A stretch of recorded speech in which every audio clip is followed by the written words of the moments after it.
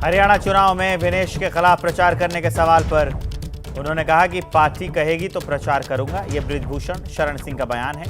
हरियाणा की जनता के सामने अपनी बात रखूंगा।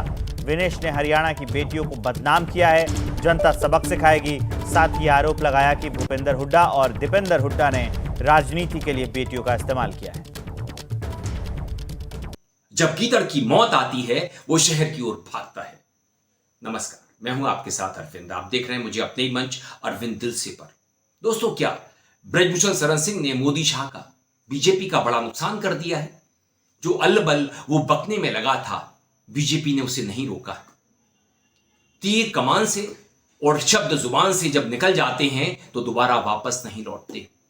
और बृजभूषण शरण सिंह जिस तरह की भाषा का इस्तेमाल कर रहा था, गिरे हुए शब्दों का, उसके बाद हरियाणा में बीजेपी का जो हश्र होने वाला है वो ऐतिहासिक होगा।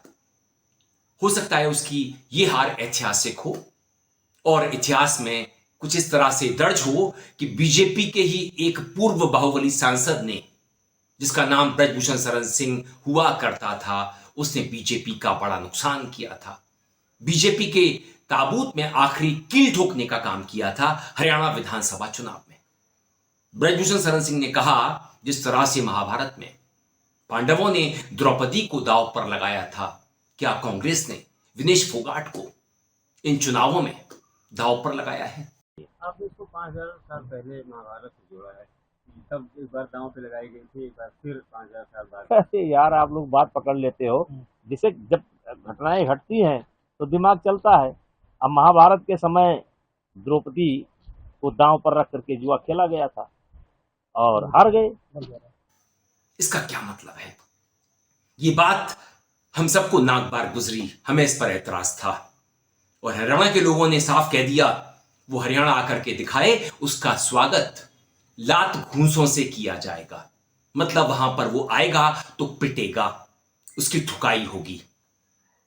बीजेपी के इस बाहुबली पूर्व सांसद को इस बात का अनुमान नहीं था कि उसका आने वाले समय में ऐसा हश्र होने जा रहा है, ऐसी ऐसी बातें उसे सुनने को मिलेंगी।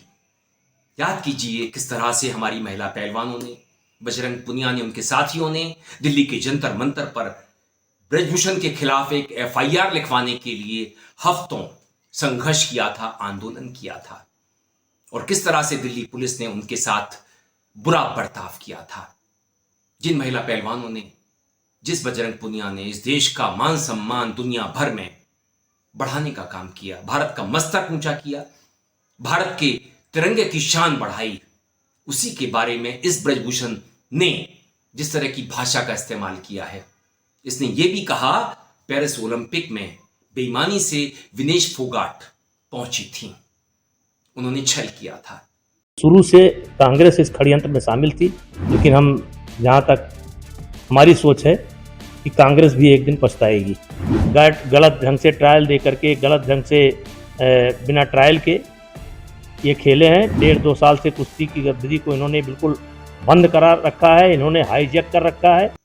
क्या बृजभूषण शरण सिंह के पास अपनी अक्ल नहीं है? वो बीजेपी का पूर्व सांसद है, WFI का अध्यक्ष रह चुका है, उस पर 200 से ज्यादा एफआईआर उत्तर प्रदेश में दर्ज हैं। भले ही बीजेपी ने बृजभूषण को टिकट नहीं दिया, उसके बेटे को दिया, सिर्फ एक नैरेटिव बनाने के लिए। वास्तव में तो यह चुनाव बृजभूषण शरण सिंह ही लड़ा था और उसका बेटा नई संसद में पहुंच गया। मोदी ने अभी तक हमारी महिला पहलवानों को लेकर के उनके पक्ष में 2 शब्द नहीं बोले हैं। मणिपुर को लेकर के उन्होंने एक बार अपनी व्यथा बताई थी और आज मणिपुर का क्या हाल है हम सभी जानते हैं। मेरे से बहुत सारे लोग कहते हैं, हिंदू मुस्लिम, क्या आप हिंदुओं का विरोध करते हो? वास्तव में मैं किसी भी हिंदू का विरोध नहीं करता। मैं अपने समाज के साथ हूं, लेकिन मैं मुसलमानों के खिलाफ नहीं हूं। और क्यों मैं उनके खिलाफ जाऊं?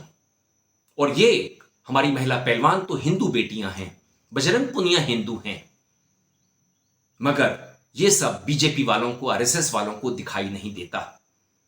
वो बृजभूषण शरण सिंह से किस बात से दबते हैं? क्या उनका दबा पड़ा है बृजभूषण शरण सिंह के नीचे? इसका अंदाजा मुझे नहीं है, मगर मोदी जो खुद को विश्वगुरु विश्वमित्र कहते हैं और इन दिनों उनके अंधभक्त ऐसा कहते फिर रहे हैं कि वो रूस यूक्रेन का युद्ध रुकवाएंगे, उन्हें नोबेल मिलेगा। अरे भाई, कम से कम अपने बाहुबली सांसद को, पूर्व सांसद को समझा देते तो तुम्हारा हरियाणा में इतना नुकसान नहीं होता। अब बड़ी कीमत मोदी शाह को हरियाणा में चुकानी पड़ेगी और हो सकता है विनेश फोगाट हरियाणा में जब नतीजे आ जाएं वहां की उप मुख्यमंत्री बने। वो आज एक स्टार प्रचारक हैं, यूथ की आइकन हैं और जैसा कि मैं कहता हूं मेरी भी वो रोल मॉडल हैं, क्योंकि उनमें जो संघर्ष करने का मादा है वो जबरदस्त है।